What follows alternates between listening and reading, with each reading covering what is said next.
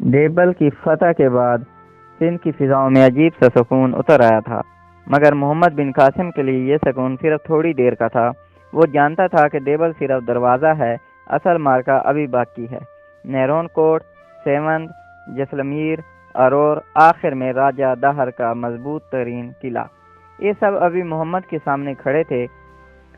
دیول کے قلعے میں ایک اونچی جگہ پر بیٹھا سندھ کے پورے نقشے کو دیکھ رہا تھا۔ رات گہری تھی، کہیں کہیں شہر کے چراغ جل رہے تھے، مگر اس نوجوان سپہ سالار کے ذہن میں صرف ایک چیز تھی: اگلا قدم۔ اس نے اپنے افسران کو بلایا، سب خاموشی سے اس کے ارد گرد بیٹھ گئے۔ محمد نے ایستا سے کہا کہ سندھ کی عوام ہم سے انصاف چاہتی ہے، جہاں ہم جائیں گے وہاں لوگوں کے دل جیتنے ہیں، زمینیں نہیں جلانی۔ اگلے دن لشکر نیرون کوٹ کی طرف روانہ ہوا۔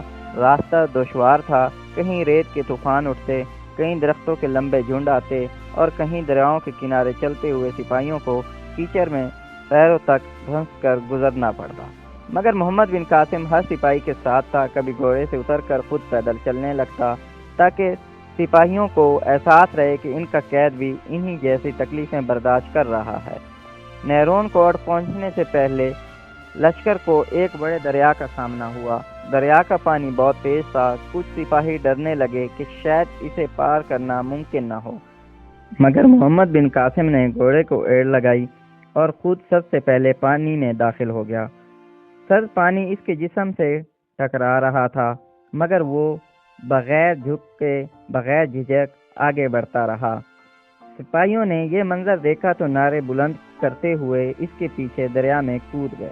کچھ ہی دیر میں پورا لشکر دوسری طرف تھا۔ نیرون کوٹ کے دروازے پر پہنچتے ہی فضا ایک بار پھر جنگ کے شور سے بھر گئی۔ شہر کے اندر خوف پھیلا، مگر لوگ جانتے تھے کہ محمد بن قاسم ظلم نہیں کرتا۔ بے ساری گھروں نے دروازوں پر سفید کپڑے لٹکا کر امن کا اشارہ دیا۔ قلعے کے سردار نے لڑائی کے بجائے صلح کی بات کی اور کچھ ہی گھنٹوں میں نیرون کوٹ امن کے ساتھ فتح ہو گیا۔ محمد بن قاسم نے شہر کے بازاروں کا خود جائزہ لیا۔ اس نے دکانداروں سے پوچھا کہ ان پر کیا ظلم ہوتا تھا۔ لوگوں نے بتایا کہ ان پر ٹیکس 2 گنا لیا جاتا تھا، زبردستی محنت کروائی جاتی تھی اور دہر کے گورنر کا رویہ سخت اور بے رحم تھا۔ یہ سب سن کر محمد نے حکم دیا کہ ٹیکس ادا کیا جائے، کسی سے زبردستی کام نہ لیا جائے اور جو تاجر اپنا کاروبار شروع کرنا چاہے اسے مکمل آزادی دی جائے۔ لوگوں کی آنکھوں میں پہلی بار امید کی چمک نظر آئی۔ نیرون کوٹ میں کچھ دن رکنے کے بعد لشکر آگے بڑھا۔ اگلا پڑاؤ سیوند تھا۔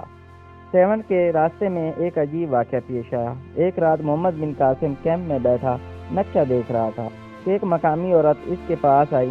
اس نے بتایا کہ دہر کے چرندے اس کے گاؤں کو لوٹ چکے ہیں، مردوں کو قید کیا گیا ہے اور عورتوں کو خوف میں رکھا گیا ہے۔ محمد نے اس عورت کی پوری بات سنی اور فوراً حکم دیا کہ اس کی حفاظت کی جائے۔ پھر اس نے اپنے ایک افسر کو بھیجا کہ وہ عورت کے قبیلے کو تلاش کرے اور دشمن کے مظالم کو روکے۔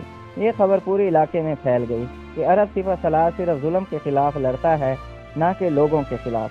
اس کے بعد جب لشکر سیوند کی طرف بڑھا تو کئی قبائل خود چل کر محمد کے خیمے میں آئے اور ساتھ لڑنے کا وعدہ کیا۔ سیوند کا قلعہ پہاڑی کے دامن میں واقع تھا، اس کا دروازہ مضبوط تھا اور فوج بھی اچھی تھی، مگر شہر کے سرداروں کے درمیان اختلافات تھا۔ کچھ دہر کے وفادار تھے، کچھ اس کے مخالف۔ محمد نے یہ بات جان لی اور جنگ کے بجائے حکمت سے کام لیا۔ اس نے اپنے جاسوس کے ذریعے پیغام بھیجا کہ جو گروہ صلح چاہے گا اسے امن دیا جائے گا۔ نتیجہ یہ ہوا کہ قلعے کے اندر خانہ جنگی شروع ہو گئی۔ کچھ ہی دنوں میں سرداروں نے خود دروازے کھول دیے۔ سیوند بھی امن کے ساتھ محمد بن قاسم کے ہاتھ میں آ گیا۔ سیوند کے فتح کے بعد محمد بن قاسم نے دریائے سندھ کے بڑے برج، کشتیوں اور گاؤں والوں سے ملاقات کی۔ لوگ اس سے ہاتھ ملاتے، دعا دیتے اور کہتے کہ انہیں پہلی بار کسی حکمران سے انصاف ملا ہے۔ محمد بن قاسم اکثر کہتا کہ ہمارا مقصد دل جیتنا ہے، صرف زمین فتح کرنا نہیں۔ اسی دوران دہر کا یہ خبریں پہنچ رہی تھی۔ وہ غصے سے تلملا رہا تھا۔ ہر شہر جو اس کے پاس سے نکل رہا تھا اس کے غرور کو توڑ رہا تھا۔ دہر نے آخر کار فیصلہ کیا کہ اب وہ خود لڑے گا۔ اس نے قلعوں سے چن کر مضبوط سپاہی جمع کرنے شروع کر دیے۔ ہاتھیوں کے دستے تیار کیے گئے، راجپوت کمانڈر میدان میں بلائے گئے اور پورے رائے خاندان کو متحد ہونے کا حکم دیا گیا۔ اس نے اعلان کیا کہ اب وہ پورے سندھ کی قسمت کا فیصلہ کرنے کے لیے محمد بن قاسم کا سامنا کرے گا۔